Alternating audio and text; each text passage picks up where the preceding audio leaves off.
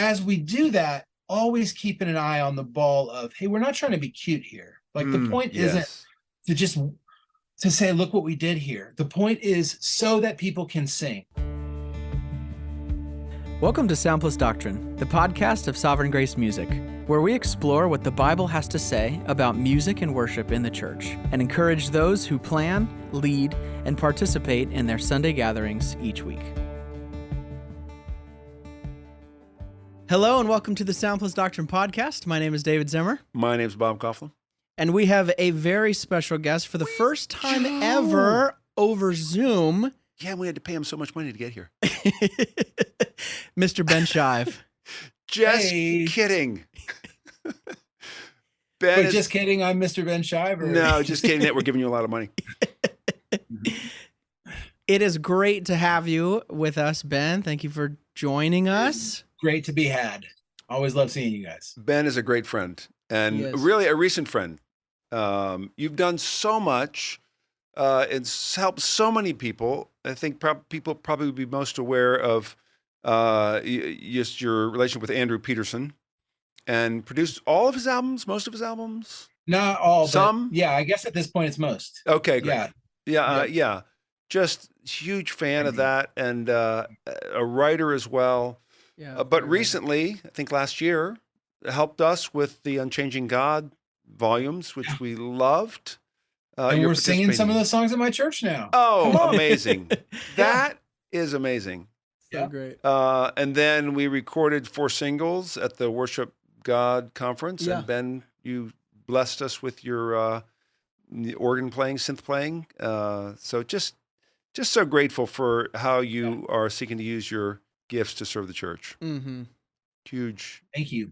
Huge thing that you're doing. I'm a fortunate man. Well, and we want people to get to know you and to see kind of what you're a part of and how you are serving the church.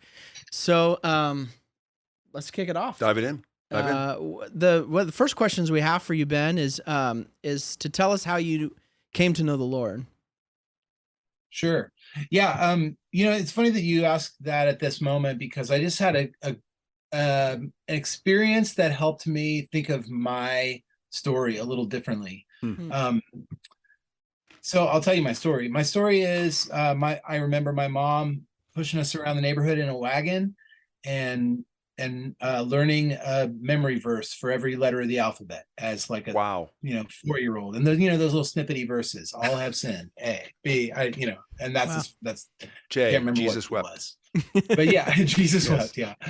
So that's the kind of house I grew up in. Wow. Parents who were both believers. And I think when I was 4 years old, I was sitting at the dinner table and I was like, hey, can I go to my room for just a second? I went to my room and I prayed that God would come into my heart. And then I went back to the table and I didn't tell anybody. Like, it was just kind of, and I think that just kind of illustrates how sort of like, this is the world. It was like eating or, whatever. Like to me, that's what the life of faith was always just kind of, it was part of the fabric. And so I think then, I was a bit of a free agent for a while there, though. There was a sense of just kind of like, whoever will give me attention has my loyalty, or whoever will laugh at my jokes or whatever.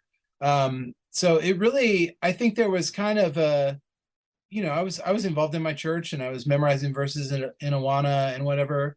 I guess maybe this is just how I've come to interpret it in the intervening years. But I think a big moment for me was the moment that I sat in front of my dad's 486 PC computer in probably 1995. Wow. And I was playing Minesweeper or Hearts, and I had borrowed Rich Mullins' Liturgy of Legacy and a Ragamuffin Band from my youth pastor. Wow. And because I liked the title and I liked the cover, and I loaded the disc into the, tray and pushed it in, and Here in America was sung. And I went, the Holy King of Israel loves me here in America. Like, I knew it was true. And I think that, from there, Rich Mullins' music just kind of went like, here's God, here's his gospel. Isn't that beautiful? And that was when I really started to see the beauty in a new way and recognize in a new way, like, I could be a part of this beauty. The Holy King of Israel loves me here in America in 1995. And so I mean, really the remainder of his life was short. I mean, he had 2 years left on the planet, but during those 2 years he was kind of my guide. And so that actually, not only is that maybe the story, what I wanted to say about it was that a couple weeks ago, I've got grown, well, or almost grown kids now. And so I'm starting to feel some of the like holy terror of like, they're going to go into the world and my influence over them is diminishing day by day. And, there are fears that come with that. And I was listening to a guitar player from Nashville named Dave Cleveland tell his story. And it was, so I was on a panel and there were two guys in front of me. And Dave told his story, and it's his story to tell, I guess, so I probably won't tell it. But basically, it was a guy going this way so fast away from God. And then God just goes, clink, and you're mine. Yep. That was kind of how it went. He can do that. And then the next guy in line was a bass player named Daniel Lannerty. And he told his story, same story. Wow. And then when I told my story, it helped me, having gone after those guys helped me to see in a new way that like my story is the same. Yes. Like, even though at that point God did, maybe the difference would be that there was already a trajectory that had to do with God's kingdom, but there was still this sense of just like, and God reached in and he grabbed me and he said, you are mine.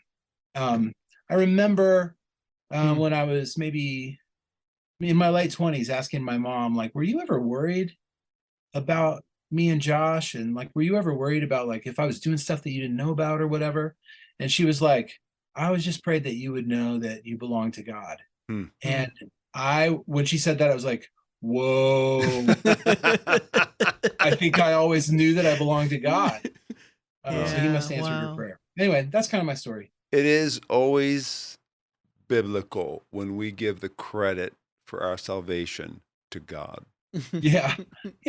He's no matter what we thought beforehand coming into it, it is God who reaches into our dead souls and raises them to life. He doesn't reach into it. He raises our dead souls to life. You were dead in your sins and trespasses of your sinful nature. That's so great. And okay, so that's awesome. We could sit and talk about this stuff all day, but today is really on arranging. I want to talk about arranging in the church, and let's do it. Talk about your history of playing for the church, like playing. What church you are at now? That's great. I mean, that's a great window into talking about arranging, because I think as a young piano player, I was the kind of player that I would have a lot to say to now. Oh, I can relate to that.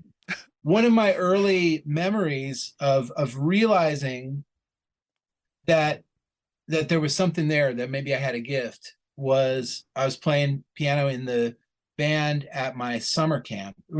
I say it was band, but it was me and an older guy was playing guitar, and he was kind of a hero. And we were playing the song "Give Thanks" from the 70s. Did you write that or something? With a grateful yeah. Who wrote that? No idea. Henry. No idea. Oh, I do. I know, but I can't remember it. So I started playing, and we were kind of doing a bit of a groove, and I was playing some little ding ding ding ding on the piano, and I could feel that there was some kind of electricity, and that it was like I was in the flow. But also, like, I know for a fact I was just overplaying in the most heinous way, like looking back on it. So yeah, I was definitely a kid who had a little bit of facility on my instrument. I had some chops because I had studied jazz, and it took me a little while to find out that was something I was going to have to overcome as much as someone else would have had to overcome their lack of facility. Well, and the fact that you were learning that in the church is that's such a cool testament to the people you were playing with. Yeah. Yeah. Yeah. So how did you grow? What did you see through the years? And well, a lot of my growth didn't happen in the church because straight out of college, I had a road gig. And so I didn't do, and still don't do a whole lot of playing at my church. Okay. Partly because I play all week. And then also I teach Sunday school on Sunday mornings. Oh, fantastic. So I teach high school Sunday school. So it's hard for me to serve on the worship team. And what church are you at? I go to a church called Grace Community Church in Nashville. Okay. So a lot of my lessons were learned in the studio. Yeah. And one of the early ones is I was on the road with Andrew, and I was 6 months out of college, and we were in Indianapolis or someplace, and this guy goes, "Hey, I've got a little home studio. I'm working on a record. I was wondering if on your day off tomorrow you could come by my studio and play piano on a track." I was like, "I'd love to do that." And part of the reason I wanted to do it was so that Andrew could see me show off in the studio. Perfect. And because I hadn't played on a record for him yet, I was just like fresh on that gig. And so he came along and he heard me play on that song. And on the way home, he was like, "Hey, so Ben, you kind of did a lot, like kind of all the time on that song." And he told me that his anecdote was that Matt Rawlings, who is a giant on the piano, Matt, he's in Lyle Lovett's large band, or he was. He may not be anymore. So he's Texas swing guy and jazz guy. Like he's got all the chops all day, more than I've ever had in my life or could ever hope to have. And he played on Andrew's first 2 records. And on one of the songs, Andrew said they asked Matt to play a solo in the outro, like to do something. And so they rolled the outro at him, and a bar went by, 2 bars went by, 4 bars went by, and he still hadn't done anything. And they were like, did he know what we were rolling him for? And then he went, da-da-da. That was it. That was his solo. And they were like, "Oh my gosh, it's amazing." Right? So he told me that story as a way of saying, that's your goal. That's your new goal. Yeah. Wow. And thank goodness he did. And I got my feelings hurt, and I felt defensive. And he was right. Oh, this is great. And I remember, it had its effect because I got called for my first session with Ed Cash a few months later, and it was on a Matt Wirtz record. And I went in and I just imitated. I sat there at the Wurlitzer waiting, and they were like, "Is he gonna come in?" And Ed still tells that story. So I was just doing what I was told by Andrew. That's so cool. Waited until the right moment and learned to become a bit of a self-editor.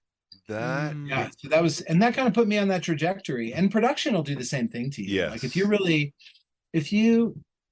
man, I heard a guy a couple of years ago say the antithesis of what I believe about production. He said, "I just want the vocal to get out of the way of my track." I was like, oh, yeah, that's the opposite. Like, moving into production has just been more and more like, how can I get out of the way of the vocal? Make the vocal really amazing. Yeah. Get as good of a vocal as we can get, and then just get out of the way of it, or just hold it up, support that thing. Production has also has been a long lesson for me in just what's necessary, what's helpful. Yeah. Yes. I really believe that the best players are not the ones who can do the stuff. The best players are defined by the choices they make. Yeah. Right. By what they're able to do. Right. And so, it's great if you've got all the skills. You're still gonna have to make the right choices with those skills. Mm-hmm. And if you don't have all the skills, it's not the end of the world to you. Yes. You still have some choices you can make. You can still have a meaningful contribution. I believe that's true in our churches for sure.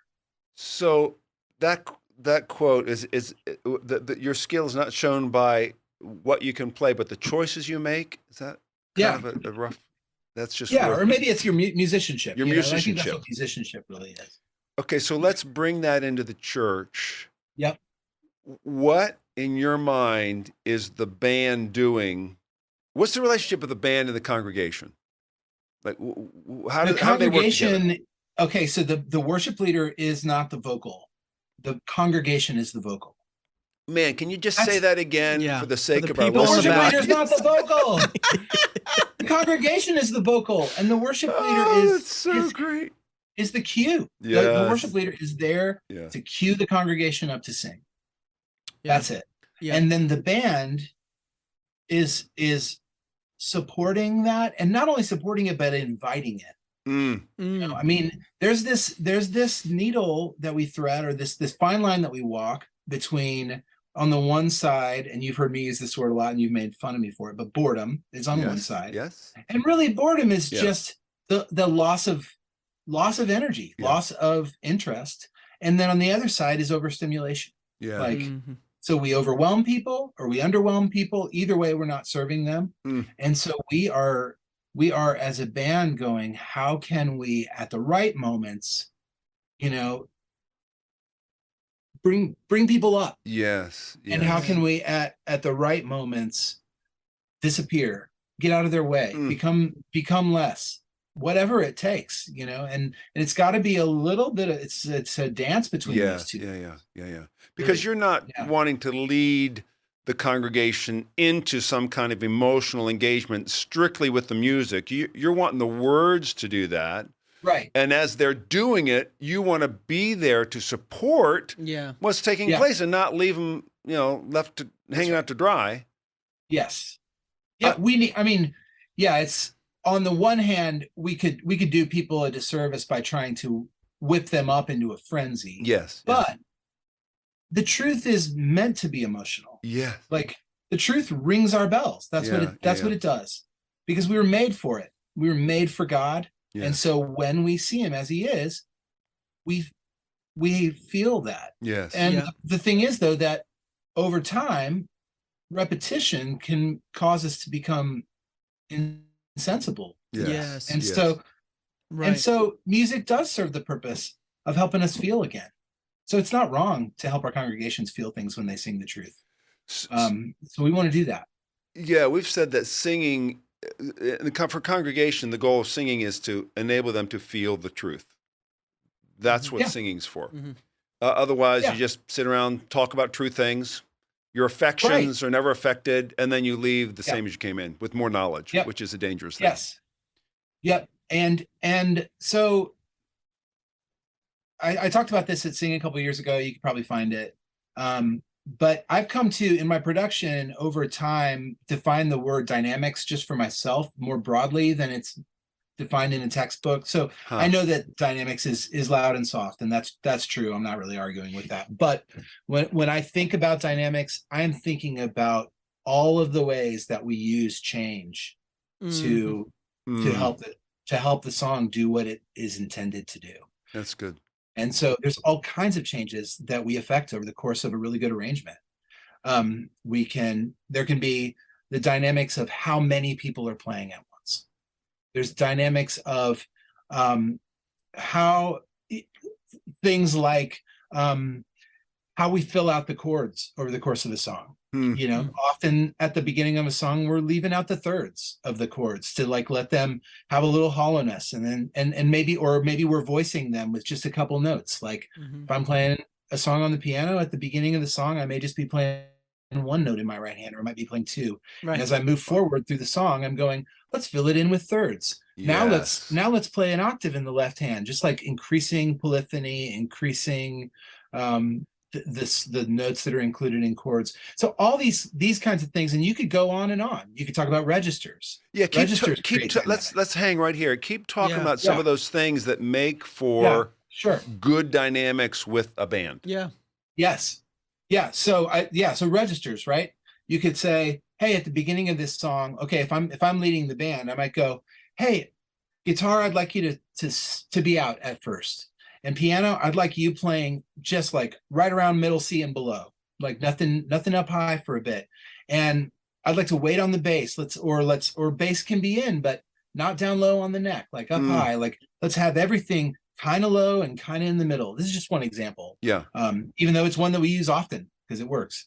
And then we go, okay, hey, piano, when we get to, second chorus, let's be at a place now where your chords have, 4 notes in the right hand and 2 notes in the left, like all the fingers that you pretty much have available, like really, playing strongly. And then when we get to that last verse, why don't we have piano drop out, because we've been listening to piano for the whole song.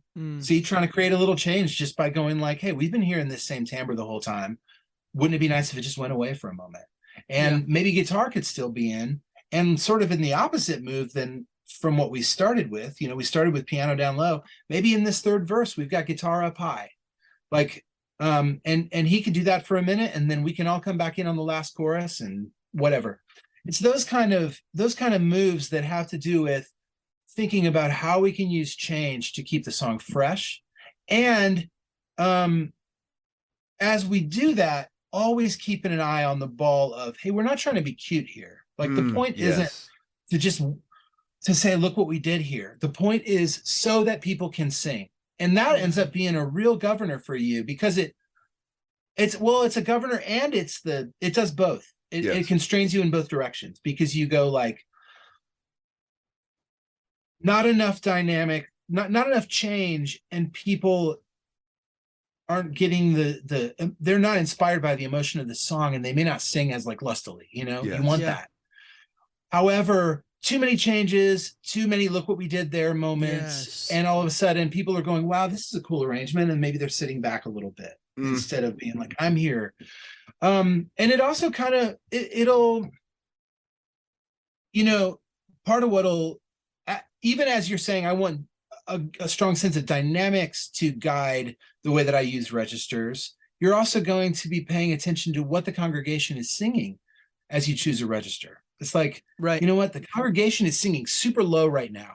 And that means that their voices are all going to be a little darker, and they might be having a hard time hearing themselves because they're so low. So I'm going to be careful not to fill my voicings out too much. I'm going to be careful not to have 12 things going on the stage. Like, really let's just have 1 or 2 instruments in, because they're so low. And then when we get to the chorus, then they're up on a high 3. So let's fill our voicings out more to support them. But maybe we could keep that high 3 out of our voicings, just so they can hear the melody really strongly.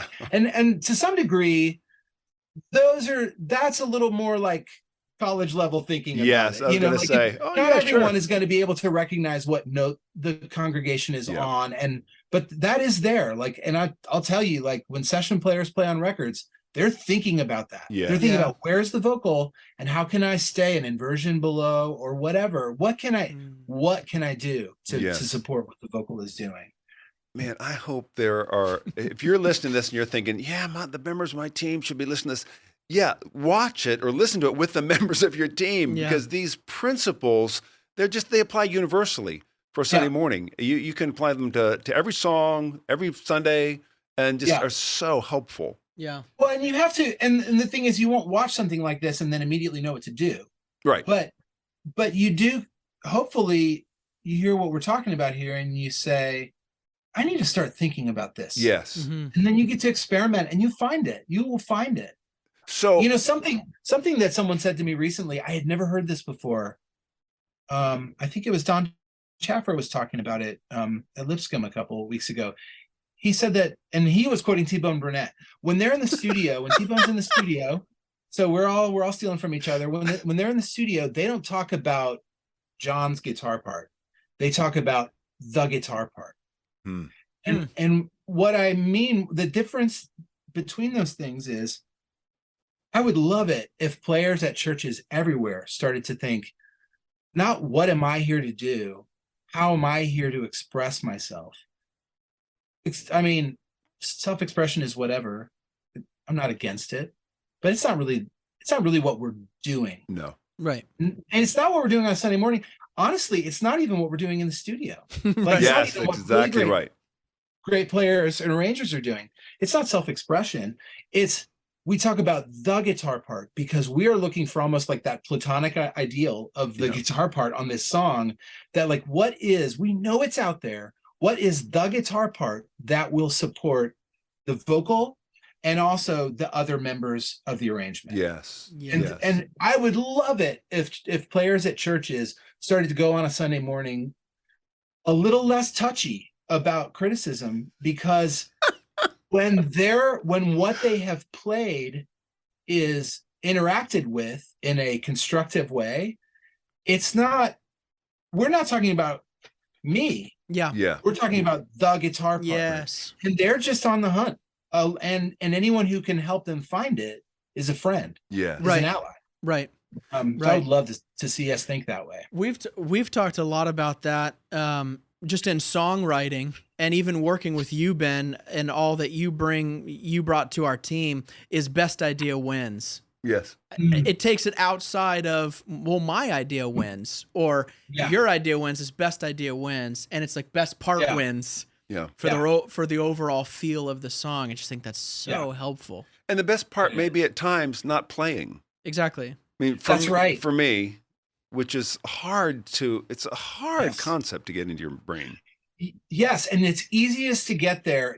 There's two things that makes me want to say. One is, yes, absolutely. If you're thinking about dynamics and one of the dynamics that you use isn't silence, you're not thinking about dynamics quite right. Mm-hmm. And so it's like there needs to be times when you're not playing, for sure. And there should be times when everyone on the platform is not playing. Interchange, everyone needs to take a turn not playing. Yes. Right. Especially the drummers. Yes. So the other thing I wanted to say is that, and by the way, there are plenty of times when I get defensive when somebody criticizes what I'm doing. We understand no one's perfect on this podcast. Any one of my clients, and they will tell you there are times, especially when he's hungry, Ben is going to get defensive about from time to time. That was amazing. Yeah. So I think one thing that does help us get a little less concerned about criticism of our part is when we're not only interested in finding our part, when we're interested in finding the whole thing together. Yes. There's a picture that we can make if we're all working together, and we're just trying to find it. Yes. Yeah. That is so good. What oh my gosh. You know what? There's a lot more questions I want to ask. Yes. Could you do this could we do another podcast with you? Yeah. Let's do it. Okay. We're going to close this one. I mean, there are so many ideas that you have given us, like in this brief time. Yeah. But I know there are more, and there's some specific questions I want to ask you. So we're going to sign off and see you next time. Do I need to change shirts? Yeah, no, you need to change shirts. You can keep the same shirt because we're going to keep the same shirts Stay as you are. All right. Thanks for joining us. Thank you for listening to Sound Plus Doctrine, the podcast of Sovereign Grace Music. Sovereign Grace Music exists to produce Christ-exalting songs and training for local churches from local churches. For more information, free sheet music, translations, and training resources, you can visit us at sovereigngracemusic.org.